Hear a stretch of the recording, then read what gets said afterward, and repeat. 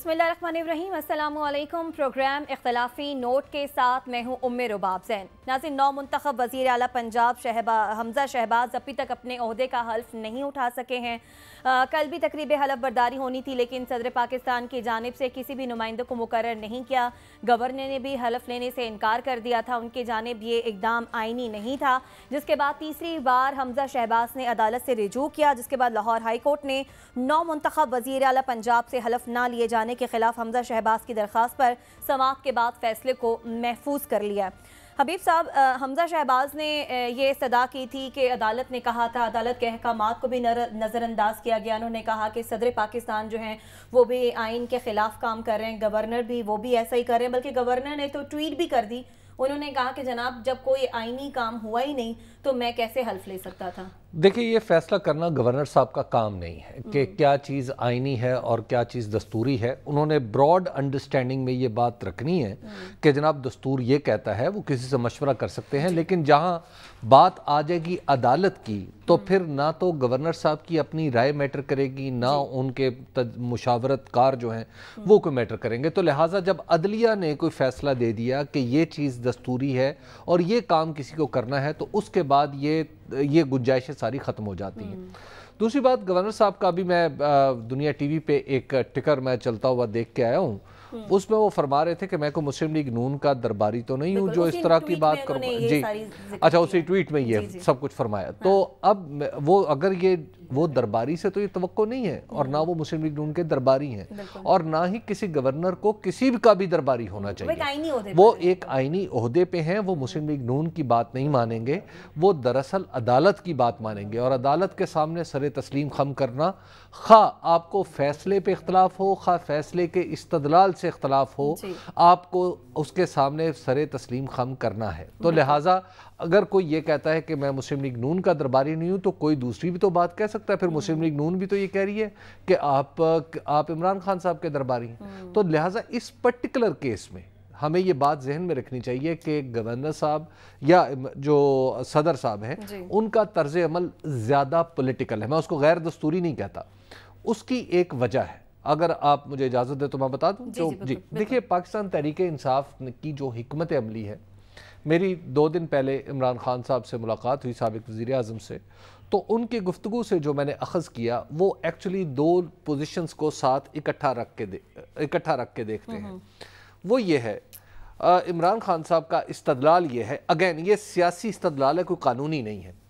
वो ये है कि जब हमज़ा शहबाज के हल्फ के लिए बिल्कुल सब दस्तूर और कानून की दुहाई दे रहे हैं, तो लेकिन वो जो हमज़ा शहबाज की हुकूमत है वो तो दरअसल 23 या 24 लोटों पे कायम है उनके बकौल, यानी उन लोगों पे जिन्होंने अपनी वफादारियां बदलनी।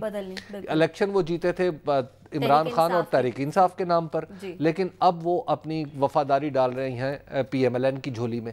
तो वो कहते हैं कि ये दोनों मुकदमे, अगर एक दस्तूरी मामला है तो ये भी तो दस्तूरी मामला है। तो वो कहते हैं कि ये दोनों मुकदमे हैं, और वो ये समझते हैं, इमरान खान साहब ये समझते हैं कि दरअसल मुस्लिम लीग नून की ये हिकमत अमली है कि वो पहले हमजा का हल्फ उठवाएं, बाद में इसका फैसला है। कहते हैं हमारी कोशिश ये है, उनसे जो बात करके मुझे पता चला कि हमारी ये कोशिश है कि ये दोनों फैसले इकट्ठे आए। जी हबीब साहब, साद साहब के पास मैं जाती हूँ। साद साहब, आज अदालत में ये मामला भी डिस्कस हुआ कि अदालत की तौहीन है ये कि आप अदालत का हुक्म जो अदालत ने दिया है उसे नहीं माना जा रहा। माजी में भी अदालत की तौहीन अदालत पर साबिक वज़ीर आज़म यूसुफ रज़ा गिलानी को 2 मिनट की सज़ा भी हुई, जिसके बाद उन्हें अपने ओहदे से हाथ भी धोना पड़ा। अदालत के अहकामात को ना मानना, इस पर कोई गवर्नर या सदर के खिलाफ भी कोई कार्रवाई हो सकती है?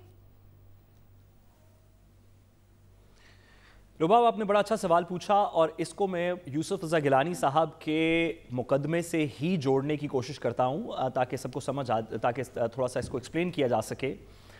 कानून बड़ा सिंपल है, और इसके अंदर दुनिया के अंदर किसी भी मुल्क के अंदर कोई डिस्क्रिपेंसी नहीं है। जितनी भी जमहूरियतें दुनिया के अंदर काम करती हैं अपने अपने मुतल्लिका आइन के नीचे, उन सब के अंदर कानून बड़ा सिंपल है कि अदालत का हुक्म, उसके सामने सर तस्लीम खम करना जो है, ये हर शख्स का, ख्वाह वो किसी भी ओहदे के ऊपर हो, ये उसका اس کے لیے ضروری ہے کہ وہ کانسٹیٹیوشن کا اور عدالت کا، آئین کا اور عدالت کے سامنے ہمیشہ اپنا سر تسلیم خم رکھے. جی اب یوسف رضا گیلانی صاحب کے کیس کے اندر عدالت نے ڈائریکشن دی تھی پرائم منسٹر کو کہ آپ ایک خط لکھیں جو کہ سوئس اتھارٹیز کو لکھا جانا تھا. یوسف رضا گیلانی صاحب نے اس وقت کے صدر پاکستان آصف علی زرداری صاحب کی لائن ٹو کرتے ہوئے کہا کہ کیونکہ مجھے پریزیڈنٹ نے اور میری پارٹی کے لیڈر نے کہا ہے نہیں لکھوں گا اور میرے خیال میں یہ بات درست نہیں ہے، نہیں لکھنا چاہیے. انہوں نے خط نہیں لکھا، عدالت نے ان کو کنٹیمپٹ آف کورٹ کے اندر کنوکٹ کر دیا. جب وہ مقدمہ چلا، اعتزاز احسن صاحب اس مقدمے کو پلیڈ کر رہے تھے، جب وہ مقدمہ چلا تو اس وقت کی عدالت نے پوچھا، جسٹس آصف سعید کھوسہ صاحب اس بینچ کو لیڈ کر رہے تھے، کہ کیا آپ چاہتے ہیں کہ ہم اس بات کو بھی دیکھیں کہ کیا صدر کے خلاف کنٹیمپٹ کی کارروائی چل سکتی ہے؟ کیونکہ بظاہراً ہمارے آئین کے اندر آرٹیکل 248 248 میں گورنر کسی بھی صوبے کا اور صدر پاکستان کو استثناء حاصل ہے کرمنل کیسز یا دیگر کیسز سے کہ جب تک وہ اپنی سیٹ پہ موجود ہوں ان کے خلاف یہ کارروائی نہیں ہوگی. عدالت نے پوچھا کہ کیا ہم اس کو انویسٹیگیٹ کر کے تھوڑا سا دیکھیں کہ کن سچویشنز کے اندر کیا کنٹیمپٹ کی کارروائی ہو سکتی ہے. تو اس وقت اعتزاز احسن صاحب نے کہا کہ ہم اس پوائنٹ کو پلیڈ نہیں کر رہے، آپ اس کے اندر نہ پڑھیے، جو 248 کا استثناء ہے اس کے خد و خال کیا ہوں گے اس میں نہ پڑھیے. تو عدالت کا آج تک اس بات کے اوپر حکم نہیں آیا کہ کنٹیمپٹ کی کارروائی کے اندر کیا 248 میں گورنر اور پریزیڈنٹ کے خلاف کارروائی ہو سکتی ہے نہیں ہو سکتی. اگر آج کے فیصلے میں جو لاہور ہائی کورٹ پاس کرے گی، اگر اس میں یہ بات ثابت ہو جاتی ہے جو کہ بظاہراً ہو جائے گی کہ عدالت کا حکم نہیں مانا گیا، تو اگلا سوال یہ ہوگا کہ کیا کنٹیمپٹ کی پروسیڈنگز پریزیڈنٹ اور گورنر کے خلاف ہو سکتی ہیں آرٹیکل 248 کے ہوتے ہوئے. اور یہ ایک ایسا سوال ہے جو آج سے پہلے پاکستان کی عدالتوں نے انویسٹیگیٹ نہیں کیا.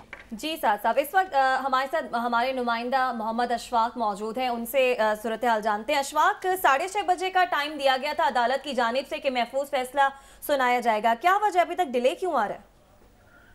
جی بالکل، اس وقت کی تازہ ترین صورتحال یہ ہے کہ لاہور ہائی کورٹ کی سیکیورٹی انتظامات سخت کرنے کی ہدایات جاری کر دی گئی ہیں، پولیس کی اضافی نفری تعینات کر دی گئی ہے اور کسی غیر متعلقہ شخص کو لاہور ہائی کورٹ کے اندر داخل ہونے سے روک دیا گیا ہے. اور یہ اطلاعات آ رہی ہیں کہ لاہور ہائی کورٹ کے جسٹس جواد حسن کچھ ہی دیر بعد حمزہ شہباز کی درخواست پر فیصلہ سنائیں گے. اور چونکہ افطاری کا وقت تھا، پھر نماز کا وقت تھا، تو اب اس وجہ سے کچھ تاخیر ہوئی ہے.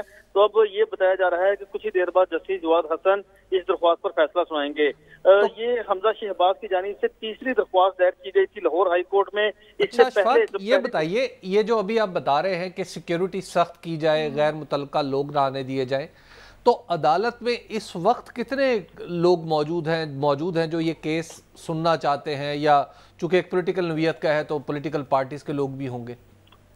نہیں، دیکھیں اس وقت عدالت میں ایک تو مسلم لیگ نون کے صوبائی رہنما ہیں خلیل طاہر سندھو موجود ہیں، اس کے ساتھ لیگی وکلا موجود ہیں، کچھ مسلم لیگ نون لائرز ونگ کے جو صدر ہیں، ایک صدر ہیں عرفان ڈوگر صاحب، اور ان کے ساتھ دیگر جو عہدیدار ہیں وہ یہاں پر موجود ہیں. اس کے علاوہ صحافی حضرات موجود ہیں اور کوئی یہاں پر موجود نہیں ہے. تو بہرحال جب بھی کوئی اس طرح کے فیصلے کی نوعیت ہوتی ہے تو لاہور ہائی کورٹ کی جانب سے جی اشفاق یہ بتائیے کہ جو بحث ہوئی عدالت کے اندر، کیا وہ کنٹیمپٹ کے اوپر ہوئی کہ آپ کا حکم مانا نہیں جا رہا، یا مزید استدعاء کے اندر کوئی استدعاء کی گئی کہ ہمیں مخصوص وقت دیا جائے، یا عدالت نامنیٹ کر دے کسی شخص کو جو کہ حلف ایڈمنسٹر کرے اگر گورنر پریزیڈنٹ نہیں مانتے؟ عدالت کے اندر بحث کس نوعیت کی ہوئی؟ پریئر کنٹیمپٹ کے بیونڈ کیا پریئر ہے جو اوتھ لینے کے بارے میں بات ہوئی عدالت میں، وہ کیا تھی؟ سب سے پہلے تو جسٹس جواد حسن صاحب نے نقطہ یہ اٹھایا تھا کہ اشتر الصاف صاحب آپ یہ بتائیں کہ کیا آپ توہین عدالت کی درخواست لے کر آئے ہیں؟ تو انہوں نے کہا کہ نہیں، ہم توہین عدالت کی کارروائی نہیں کرنا چاہتے، ہم تو یہ چاہتے ہیں کہ جو لاہور ہائی کورٹ نے فیصلہ دیا اس پر عمل درآمد کیا جائے. اب پہلے عدالت نے صدر پاکستان کو کہا وہ مداخلت کریں اور وہ یہ سارا پروسیس مکمل کروائیں، اس کے بعد انہوں نے عدالتی حکم پر عمل نہیں کروایا. اس کے بعد گورنر پنجاب کو کہا گیا کہ وہ کسی اور کو نامزد کر دیں، وہ بھی وقت گزر گیا. اور دونوں عدالتی فیصلے ہیں لاہور ہائی کورٹ کے. اور سب سے جو اہم بات تھی، عدالت نے یہ کہا کہ ٹھیک ہے، فیڈرل گورنمنٹ کو بھی یہ کہا اور پنجاب گورنمنٹ کو بھی کہا کہ آپ کو اگر یہ دونوں فیصلے اچھے نہیں لگ رہے تھے تو پھر آپ نے اپیل کیوں نہیں کی؟ تو عدالت نے کہا کہ یہ پاکستان کی جوڈیشری کا سوال ہے، لاہور ہائی کورٹ کی عزت کا سوال ہے، کہ ان دونوں فیصلوں پر ہر صورت عمل ہونا ہے، اس کے علاوہ کوئی حل نہیں ہے، اور یہ راستہ بھی ہم آئین میں سے ہی نکالیں گے۔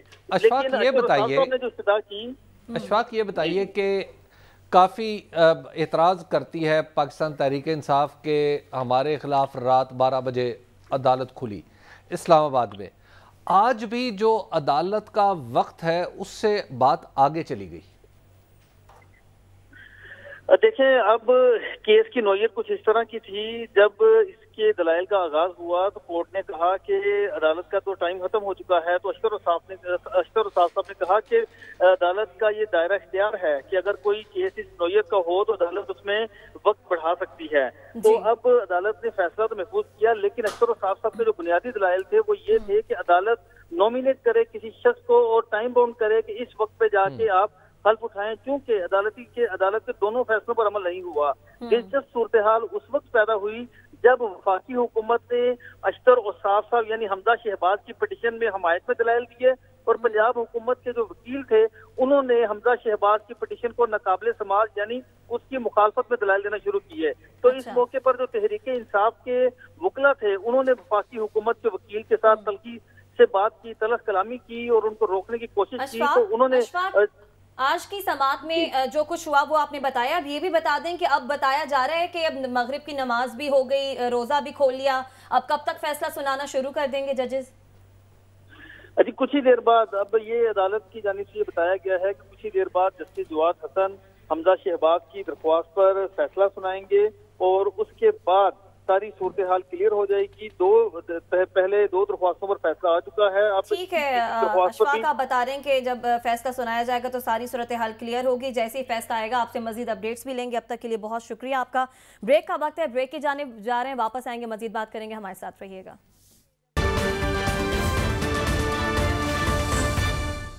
ویلکم بیک ناظرین۔ کل مسجد نبوی کے احاطے میں جو افسوسناک واقعہ پیش آیا، کابینہ ارکان کے خلاف کچھ افراد کی جانب سے نعرے بازی بھی کی گئی، یہ واقعہ قابل مذمت بھی ہے اور قابل افسوس بھی ہے۔ سیاست اور سیاسی پارہ اپنی جگہ، مگر کچھ ایسے مقامات جن کا تقدس، ان کا احترام ہم پر لازم ہے۔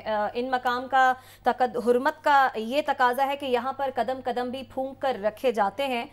روزہ رسول کی جالیوں پر بھی لکھا ہوا ہے کہ اپنی آواز کو نبی کی آواز سے بلند نہ کرو، ایسا نہ ہو کہ کہیں تمہارے اعمال ضائع ہو جائیں۔ اس سب کے بعد اب نون لیگ اس سارے واقعے کو تحریک انصاف سے جوڑی ہے۔ وزیر داخلہ کہہ رہے ہیں کہ تحریک انصاف نے ایک منظم سازش کی ہوئی تھی۔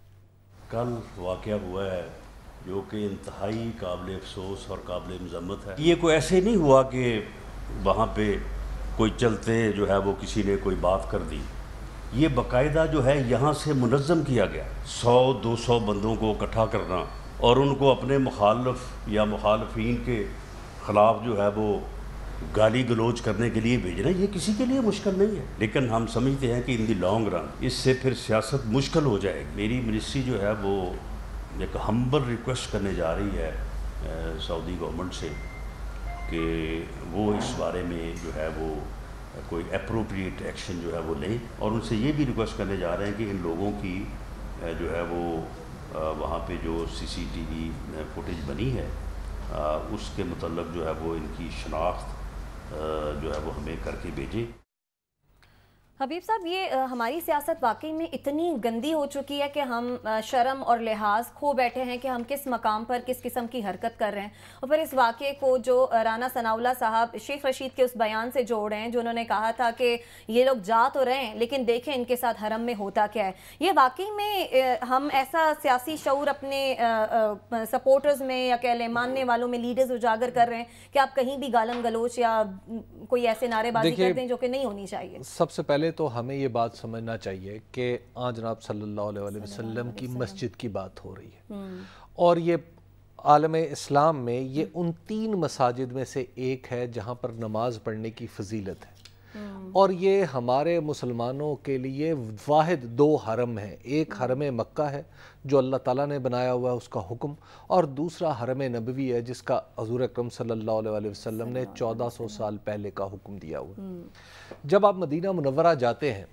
تو مدینہ منورہ جب آپ حاضری کے لیے جاتے ہیں، ابھی شہر سے آپ دور ہوتے ہیں، تو وہاں پہ جگہ جگہ مجھے ایک ایسی جگہ پہ وہاں پہ جب میں دیکھتا ہوں کہ آپ کو ایک الگ سے اشارہ دیا ہوتا ہے کہ آپ مسلمان جو ہیں صرف مسلمان اس راستے پہ چلیں، تو وہ ایسی جگہ ہے کہ جہاں پہ جا کے بندہ خوشی سے اپنے مسلمان ہونے پہ پھولا نہیں سماتا، ورنہ تو یہ اللہ کی دین ہے۔ تو یہ وہ واحد جگہ ہے جہاں مسلمان جو ہے وہ اس کو ایک عزت کا احساس ہوتا ہے، افتخار کا احساس ہوتا ہے کہ بس دیکھو اس حرم میں صرف میں اپنے قلبی معاملات کی وجہ سے جا سکتا ہوں۔ تو جو جناب صلی اللہ علیہ وسلم کا جو شہر ہے، اس شہر کے قدم قدم پہ حضرت ہمارے صوفیاء حضرت بشیر حافی رحمۃ اللہ علیہ، ان کے بارے میں ہوتا تھا کہ وہ ننگے پاؤں پھرا کرتے تھے مدینہ۔ خود عمران خان صاحب کا طرز عمل یہ ہے کہ جب وہ جہاز سے اترے تو ننگے پاؤں اس تپتی ہوئے ایئرپورٹ پہ ٹارمک کے اوپر وہ چلتے ہوئے گئے۔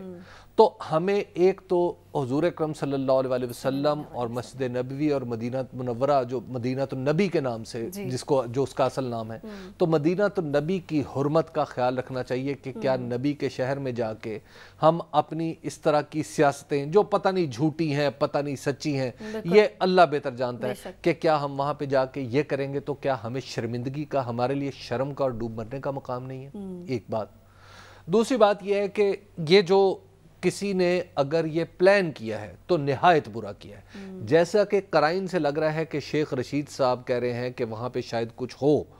اب اگر تو وہ ہنچ نہیں تھا، اگر یہ پلان تھا تو پھر نہایت انہیں اپنی اس قبیح حرکت پہ اللہ تعالیٰ کے ہاں بھی معافی مانگنی چاہیے اور اب مسلمانوں سے بھی معافی مانگنی چاہیے اور اللہ کے رسول کے پہ درود و سلام بڑھ کے بھیجنا چاہیے تاکہ وہ وہاں اس بارگاہ سے بھی ان کی معافی ہو اگر کسی نے پلان کیا ہے۔ چہرہ بھی اسکرین پر چل رہا ہے، حبیب صاحب انہیں سرکل کیا جا رہا ہے کہ وہ بھی وہاں پر ان نعرے بازی کرنے اور والوں میں موجود ہیں۔ تیسرے کچھ لوگ ہیں جو جذبات سے آگے گزر گئے۔ جذبات میں بعض اوقات معاملہ جب آگے نکل جاتا ہے تو لوگوں کو ان باریکیوں کا اور ان آداب کا اندازہ نہیں ہوتا جن کو وہ ملحوظ خاطر رکھے۔ بعض اوقات ایسا ہوتا ہے کہ ماں باپ کی موجودگی میں بھی دو بہن بھائی آپس میں جھگڑ پڑتے ہیں۔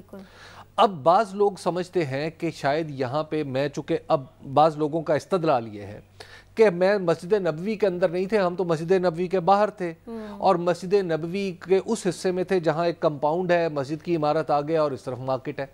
دیکھیے بات یہ ہے کہ بات تو مسجد نبوی کے جب آپ اندر ہیں یا باہر ہیں یہ سوال نہیں ہے، سوال یہ ہے کہ آپ مدینہ النبی میں ہیں اور جس کو آپ گالی دے رہے ہیں وہ بھی اللہ کے رسول کے ہاں حاضری دینے جا رہا ہے اور آپ کی نیت پہ بھی مجھے شک نہیں ہے کہ آپ بھی اللہ کے رسول کے ہاں حاضری دینے جا رہے ہیں، تو لہٰذا مجھے آپ کے ایمان پہ تو کوئی شک نہیں ہے۔ اور میرا خیال یہ ہے کہ ہمیں یہ بات واضح رکھنی چاہیے کہ غلطی کا کفارہ ہو سکتا ہے، غلطی کی توبہ ہو سکتی ہے، یہ ایک نی جرک ریاکشن ہو سکتا ہے اپنے کٹر مخالف کو دیکھ کے، لیکن ایسا نہیں ہے کہ آپ کسی کے اوپر الزام لگائیں کہ اس نے خدا نخواستہ کوئی سوچ سمجھ کے کوئی گستاخی کا شائبہ بھی کسی مسلمان کے ذہن میں وہاں جا کر آتا ہے۔ اور اس مسئلے کو سیاست سے ہٹا کے دیکھیں، مسلم لیگ نون کے بعض لوگ اس اعتدال کی حد سے آگے جا کے اس طرح کے الفاظ استعمال کر رہے ہیں جو لوگوں کی جانوں کو خطرے میں ڈالیں گے۔ اسی طرح جو پاکستان تحریک انصاف کے لوگ ہیں ان میں سے بعض بے وقوف اس حرکت کا دفاع کرنا چاہتے ہیں، بالکل یہ قابل دفاع حرکت نہیں ہے، اس کی ہمیں معافی مانگنی چاہیے، اپنے گریبانوں میں جھانکنا چاہیے۔ باقی جہاں تک معافی اس چیز کی بھی مانگنی چاہیے، اس کا جوابی رد عمل اسلام آباد میں آیا، قاسم سوری صاحب پر جو حملہ کیا گیا وہ بھی قابل مذمت ہے۔ دیکھیں اب یہاں سے ہماری اپنی سیاست شروع ہوتی ہے۔ ہماری سیاست میں جتنی تلخی گھل گئی ہے، خاص طور پر عمران خان کے ان کو اقتدار سے نکالنے کے بعد، دیکھیے ان کے چاہنے والوں کو یہ احساس ہو رہا ہے اور بعض لوگ جو ان کو نہیں بھی چاہتے لیکن ویسے اب وہ سمجھتے ہیں کہ دراصل عمران خان کو ہٹا کر لوگوں سے دھوکہ کیا گیا کیونکہ لوگوں کے مینڈیٹ پہ ڈاکہ مارا گیا، تو اس غصے کا اظہار ہوگا اور اس کا بہترین راستہ جلد از جلد الیکشن ہے۔ سعد صاحب، کل کا واقعہ آپ کی نظر میں وہ جگہ، وہ مقام جو کہ حضور پاک صلی اللہ علیہ وسلم کا شہر ہے، جنہوں نے فتح مکہ کے موقع پر بدترین دشمن کو بھی امان دی تھی، وہاں پر کوئی چور آ گیا، ڈاکو آ گیا، لٹیرا آ گیا، کسی دوسرے شخص کی کیا جرت، کیا مجال کہ اس کے خلاف اس قسم کے بیان بازی، اس قسم کی ہلڑ بازی کر سکے؟ دیکھیے میرا اس میں موقف تھوڑا سا بصد احترام تھوڑا سا مختلف ہے۔ دیکھیے اس کے اندر تو کوئی دو رائے نہیں کہ اگر کسی شخص نے، کسی پولیٹیکل پارٹی نے، کسی شخص نے بھی اگر ایک پلاننگ کی ہے کہ ہم وہاں پہ کسی دوسرے شخص کو, کسی سیاسی لیڈر کو یرغمال کریں گے, اس کے خلاف الٹ بازی کریں گے, نعرے لگائیں گے, تو اس میں تو کوئی دو رائے ہو ہی نہیں سکتی کہ ایسی چیز قابل مذمت ہے. پلان کرنے والوں کو بھی رسول اللہ صلی اللہ علیہ وسلم سے, ان کے دربار سے معافی مانگنی چاہیے. جو وہاں پہ موجود تھے, اگر انہوں نے پلاننگ اور ایک پراپر انٹینشن سے یہ کیا ہے تو ان کو بھی معافی مانگنی چاہیے. لیکن جو دوسری بات ہے, اگر یہ لوگوں کے جذبات تھے, اگر کچھ لوگ یہ سمجھتے ہیں کہ ان کے ساتھ ظلم ہوا ہے اس ملک کے اندر, اور وہ ظلم وہ ٹھیک سمجھتے ہوں, غلط سمجھتے ہوں, یہ بات میں نہیں کر رہا, لیکن اگر کسی کا خیال ہو کہ میرے ساتھ اس ملک میں ظلم ہوا ہے اور ظلم میرے حاکم نے کیا ہے یا اس شخص نے کیا ہے, تو وہ رسول اللہ کی تو زندگی کے اندر بھی ان کے سامنے لوگ پیش ہو کے یہ کہتے تھے کہ میرے ساتھ فلانے شخص نے ظلم کیا ہے. رسول اللہ کے کردار سے تو ہم اپنا کوئی موازنہ نہیں کر سکتے, نعوذ باللہ, ہم ایسا تو کوئی موازنہ نہیں کر سکتے ان کا کیا کردار تھا. لیکن آپ اور میں بھی جب رسول اللہ کے پاس کے دربار میں جاتے ہیں تو ہم ان کو اپنی خلشیں بتاتے ہیں کہ ہمارا یہ مسائل ہے, ہمارے ساتھ یہ مسئلہ ہوا ہے, فلانے شخص نے کوئی زیادتی کی ہے, نہیں کی, اس میں سے ہماری مدد کر دیں.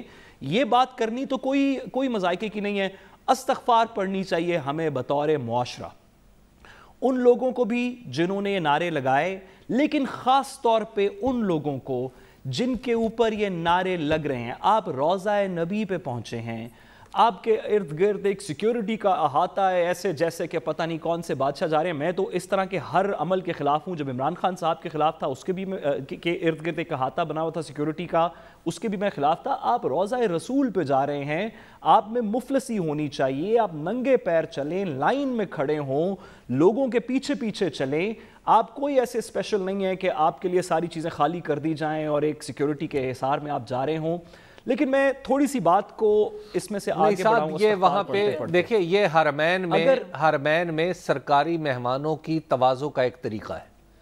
یہ بات ذرا ذہن میں ضرور حبیب صاحب, ضرور. اور یہ ہمارا دنیاوی طریقہ بنایا ہوا ہے. میرا یہ خیال ہے کہ ہمارے حکمرانوں کو دیگر لوگوں کی طرح سیکیورٹی حصار کے علاوہ وہاں پیش ہونا چاہیے. کوئی وہاں بندوق شندوق لے کے تو نہیں کھڑا ہوا نا, طواف ہو رہا ہے.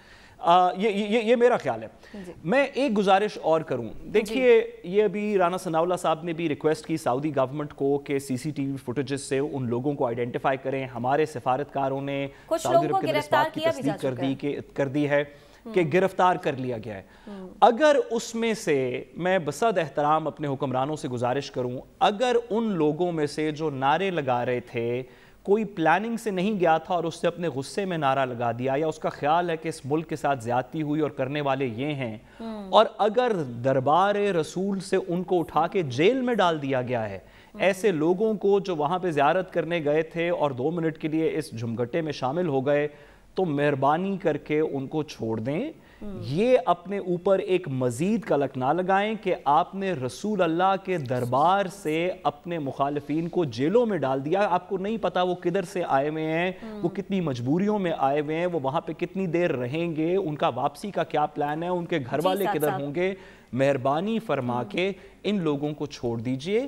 یہ اس طرح کا بوجھ کوئی بھی برداشت نہیں کر سکتا کہ رسول اللہ کے روضے سے کسی کو جیل میں بھیجوا دیں. استغفار پڑھنی چاہیے ہم سب کو. بالکل سعد صاحب, آپ ٹھیک بات کر رہے ہیں کہ استغفار پڑھنی چاہیے اور ہمیں احتیاط کرنا چاہیے. اس طرح کے مقدس جو مقامات ہیں ان کے تقدس کو پامال نہیں کرنا چاہیے. اس مقام پر پہنچ کر سیاست کو ایک طرف رکھ دینا چاہیے. بریک کا وقت ہے, واپس آئیں گے, مزید بات کریں گے, ہمارے ساتھ رہیے گا.